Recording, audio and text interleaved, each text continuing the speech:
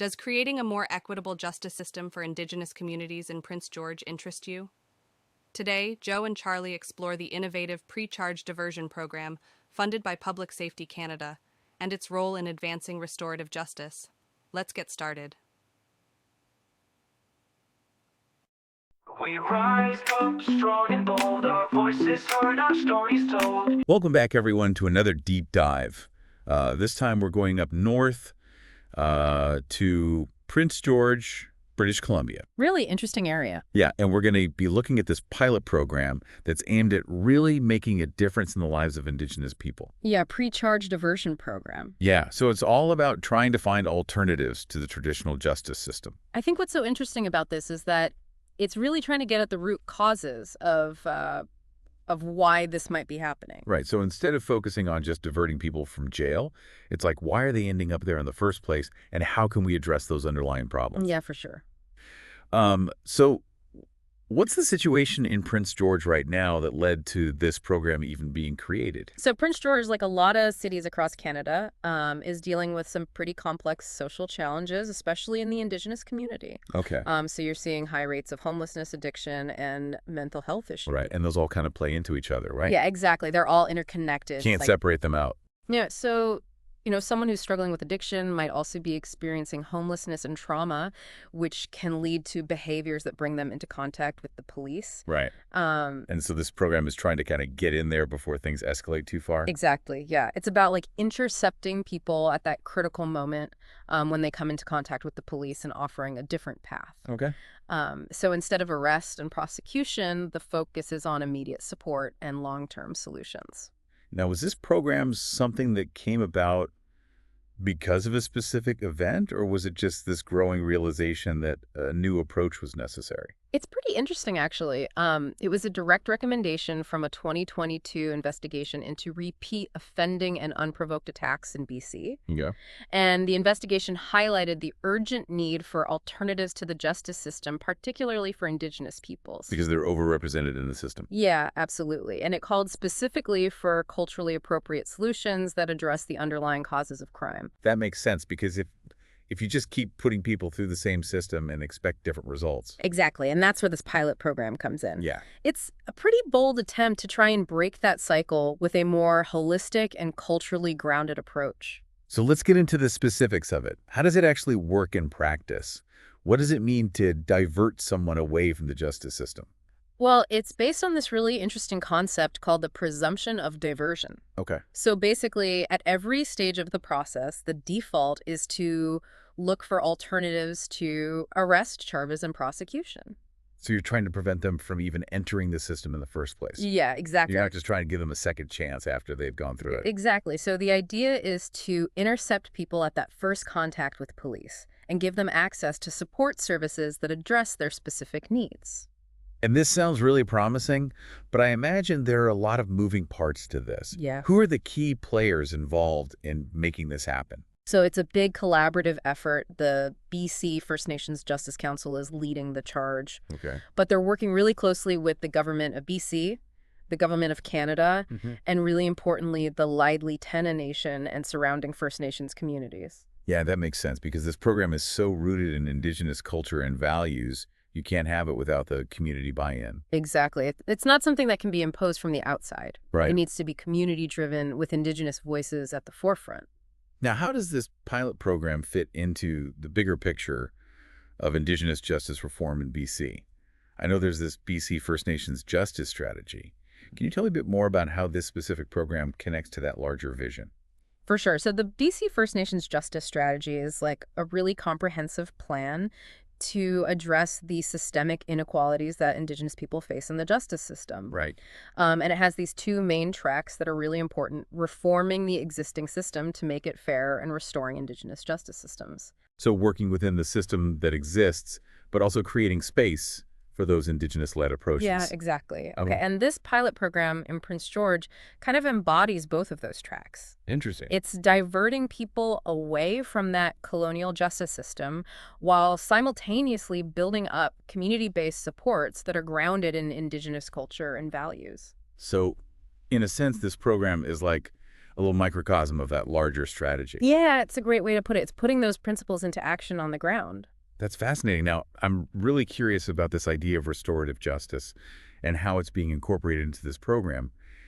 Can you tell me more about what that actually looks like in practice and how it differs from the traditional punitive approach to justice? Yeah, that's a great question, and it's a really key part of this program. But why don't we explore that further after a quick break? Sounds good. We'll be right back to continue our deep dive into this groundbreaking initiative. So you were asking about restorative justice and how it works in this program, right? Yeah, it seems like such a big change from the traditional system that's so focused on punishment. Right. It's definitely a different way of thinking about things. Instead of just focusing on punishing the person who committed the crime, restorative justice is more about repairing the harm that was caused by the crime and getting everyone involved in that process. Okay, so that means like the victim, the offender, their families, even community members. Yeah, exactly. It's about bringing everyone together to try and find a solution that works for everyone. So it sounds like it's more about dialogue and understanding rather than just handing down a sentence. Yeah, exactly. It's about creating a space for people to talk openly about what happened, how they've been affected by it, and what needs to happen to move forward. That sounds really powerful, but I imagine it can be pretty challenging too. Oh, for sure. It takes a lot of skill and sensitivity to facilitate those kinds of conversations, especially when there's so much pain and trauma involved. Yeah, you can't just throw people in a room together and expect them to magically work things out. Exactly. You need a skilled facilitator, someone who can guide the process and make sure everyone feels safe and respected. And it's got to be culturally appropriate too, right? And absolutely, you can't just apply a one-size-fits-all approach to something as complex as justice. Right. So that's why it's so important to have the Lheidli T'enneh Nation and surrounding First Nations communities so deeply involved in this program. They're not just beneficiaries of the program, they're actually helping to shape it. Exactly. They're the ones who know what will work best for their communities, so their guidance is essential. So now you mentioned that this is a pilot project, which means it's still in its early stages. So what are some of the things that they'll be looking at to determine if it's actually successful? One of the big ones is going to be the recidivism rate. So basically, how often do people who go through this program end up reoffending?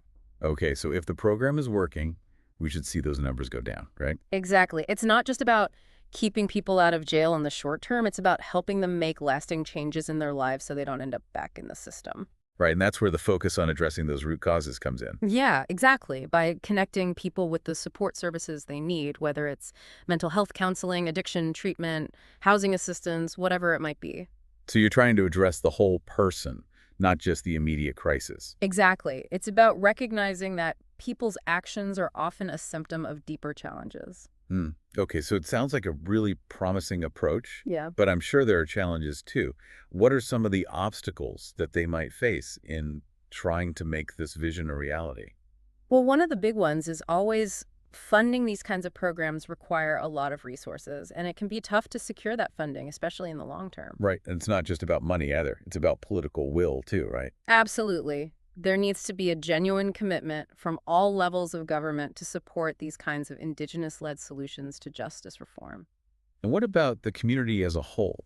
Mm-hmm. I imagine there might be some people who are skeptical of this whole idea of diverting people away from the traditional justice system. Yeah, there's definitely going to be some resistance from people who believe that the only way to hold people accountable is through punishment. Right.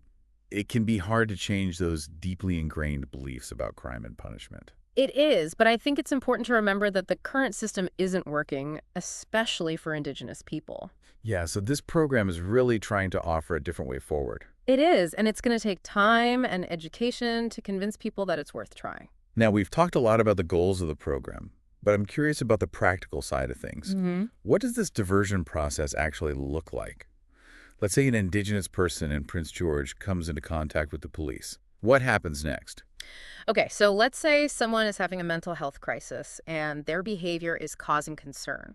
So let's say someone is having a mental health crisis and their behavior is causing concern in the past.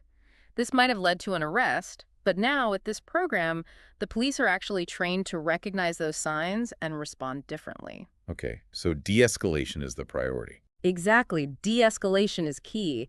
And instead of arresting the person, they would refer them to the diversion program. So then what happens? Where do they go? Okay, so they would be connected with a team of support workers.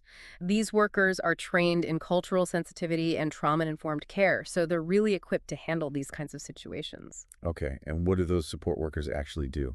Well, they would assess the individual's immediate needs and connect them with the appropriate services. So what kinds of services are we talking about? It could be a whole range of things. It could be mental health counseling, addiction, treatment, housing assistance, even cultural support. So they might connect them with elders or traditional healers. Exactly, depending on the individual's needs and preferences. It sounds like they're trying to be very holistic in their approach, recognizing that these challenges are complex and often interconnected, Yeah, it's not just about fixing one problem, it's about addressing the whole person. and making sure that those services are delivered in a way that respects Indigenous culture, values, and traditions.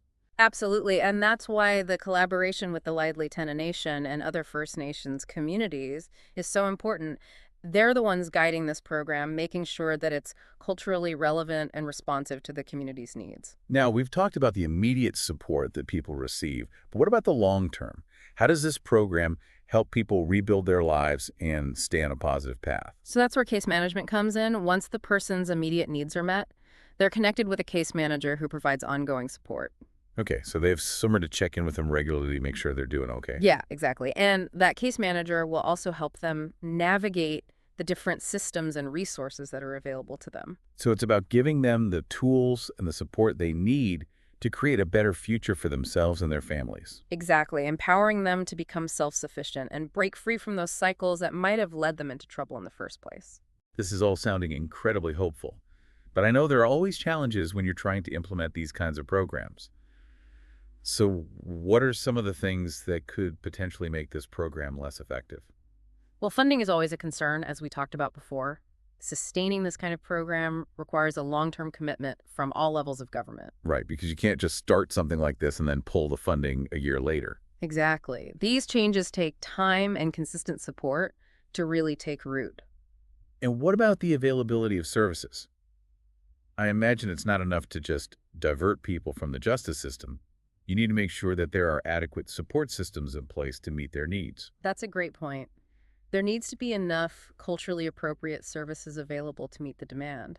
Well, If people are diverted but then face long wait lists or limited access to support the program won't be as effective. right, it's like building a bridge to a new destination, but then not having any roads on the other side. Exactly. It's about building that entire ecosystem of support, not just one piece of it. And I imagine community buy-in is important too. There might be some people who are resistant to this new approach. Maybe they're used to the traditional justice system and they're not sure if this will really work. Yeah, that's definitely a challenge. It's going to take time to build trust and educate people about how this new approach works and why it's so important. It sounds like this program is trying to create a real shift in how we think about justice and how we support Indigenous communities. It's pretty inspiring to see. It is. It's a really innovative program that has the potential to make a real difference. And if it's successful here in Prince George, it could serve as a model for other communities across Canada. Yeah, so it's not just about Prince George. It could spark a national movement towards a more just and compassionate approach to justice. Exactly. And that's why it's so important to pay attention to these kinds of initiatives. They're the seeds of change. Well, this has been an absolutely fascinating deep dive into a program that offers real hope for a better future for Indigenous communities. If you're interested in learning more about this program, we've included links to all the source documents in the description below, so be sure to check those out. And if you enjoyed this episode, we encourage you to share it with your friends and family. The more people we can reach with this information, the better. And of course, if you haven't already, be sure to subscribe to Timely Trends and News for more deep dives into the topics that matter. Thanks for joining us, and we'll see you next time.